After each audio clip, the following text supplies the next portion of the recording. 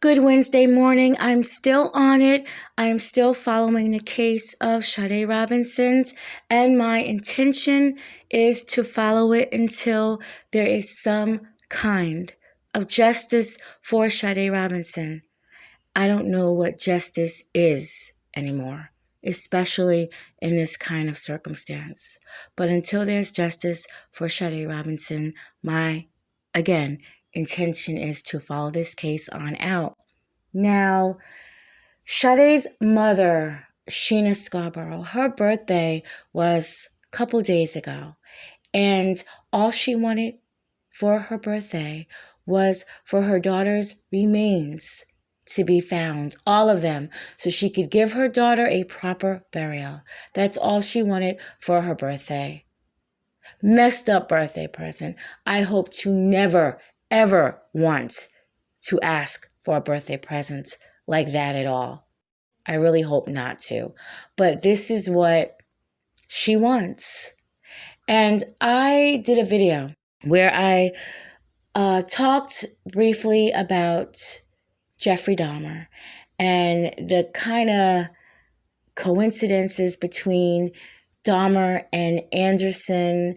But the one thing, aside of both these disgusting crimes of these sick men happened in Milwaukee, Wisconsin, aside from that, the one thing that Dahmer did, and I can't remember verbatim what he said, but when he was asked to identify some of these remains that he had, in his freezer and refrigerator and deep freezer and stuff like that, he said he tried his best and he, did it for the family, even though it wasn't anything. But he said he tried his best to do it. And whatever he didn't consume, because remember, Dahmer was not just a sexual deviant, he also was a cannibal. So he tried to identify and he said where, these remains were. So even though he was still sick and twisted and disgusting, at least he did that. So we have Anderson sitting in the county jail. He's been there since April, early mid-April, and he has not said anything about where it is at all. His father, who is a millionaire, they said multi-millionaire, his father who owns law firms, he just went ahead and got him representation. And that was it. So it's a horrible case, very horrible case. I also learned that, the father, Stephen Anderson, had offered, of course he offered his son, a better job, working with him, probably more money, more leniency, more benefits, all that. Working with your rich dad. But Maxwell opted to instead be bartenders and have jobs like that. I mean, there's nothing wrong with that. I was a bartender, so it's nothing wrong with that at all. At all. You make plenty of tips, you meet plenty of people, and that's what I thought in this case. If his intent was all along to do what he is said to have done, that is the perfect place to meet plenty of people. Yeah, at the bar, when you're serving them. Plenty of people. And Maxwell Anderson, he had a sex dungeon. He had a sex dungeon with sex slings and handcuffs and leg restraints. He had all that down there, all of it. And the blood that was coming from it or going down it, however it was. But that blood did not belong to Sade Robinson. And to my knowledge, it did not belong to Maxwell Anderson as well, because they never said if it was Maxwell's blood. They have Maxwell's blood on DNA, on file. They have his DNA.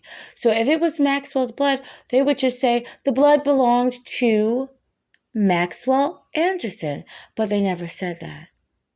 All they said that it did not belong to Sade Robinson, which means it was another victim. Whether or not that victim is alive is a whole different story, but it was not Sade's blood, and nor was it Maxwell's.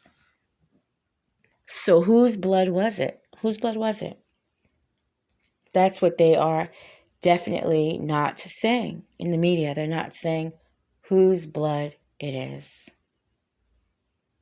And there was a fresh grave out back, and that grave had been dug for quite some time. So he was in preparation for bringing someone back to that dungeon, getting rid of them, and placing their body in that grave. Now, I believe that he couldn't, at this point, put Sade in that grave, because remember, they went to have dinner at a place that he worked at. And he was telling the bartender there, he was so excited. He had a date with, a woman named Sade, and she was on her way. And they seen them together. So there's no way that he could have, killed her and put her there, because that would have been the first place that they put her. So his only thinking was just to,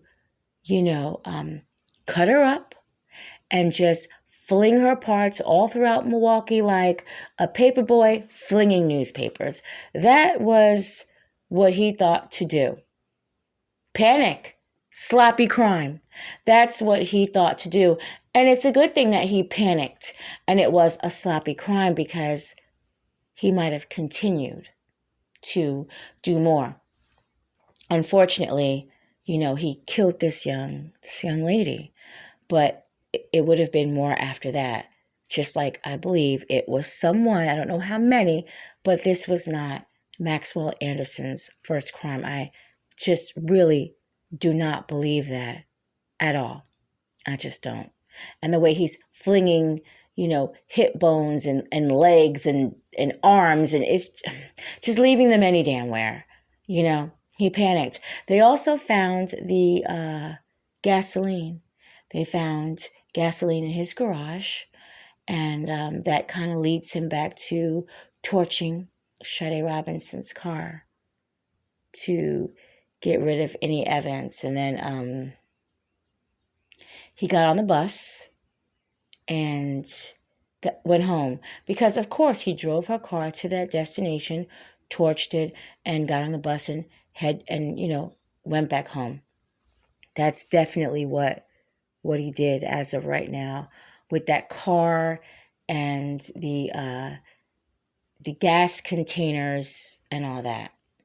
So he didn't really think this one here out too thoroughly.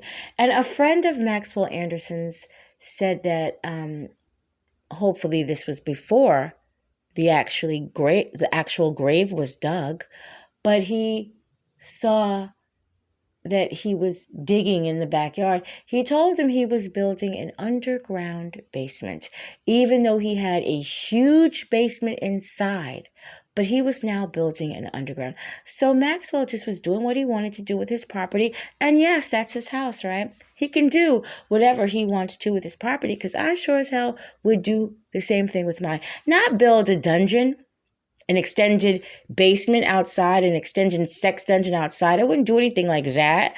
But I mean, it's my yard. I'm going to do what I want. But he's right there in a residential area where they can just peek over the privacy fence. They can, and see what's going on. See what's going on there. But I noticed that we live in a world where people discuss things after the fact. Oh yeah, I seen him 2-3 o'clock in the morning working on that underground dungeon. It's always after the fact. But I mean, seriously, when you look at it, what are you going to call the police and say, hey, my neighbor's a little odd, and he's out there digging something at 3 o'clock in the morning. I mean, if there isn't any bodies and he's not on, record at that point, and he's not a suspect in anything at that point. I mean, he really, authorities really have no reason to be there. Especially if he's not making a whole bunch of noise at 3 o'clock in the morning, keeping people up. So it's a lot going on with this man. It is. And I just know that it's going to get more seedier and disgusting as we find out more about Maxwell Anderson. And again, I do think that there is definitely more victims. So in my next video that I'm going to do as soon as I can, it's on some of Sade Robinson's family members. I already, spoke about her mom. Of course, I'm going to speak about her mom again. And Sade Robinson's father. Be safe. Have a great Wednesday.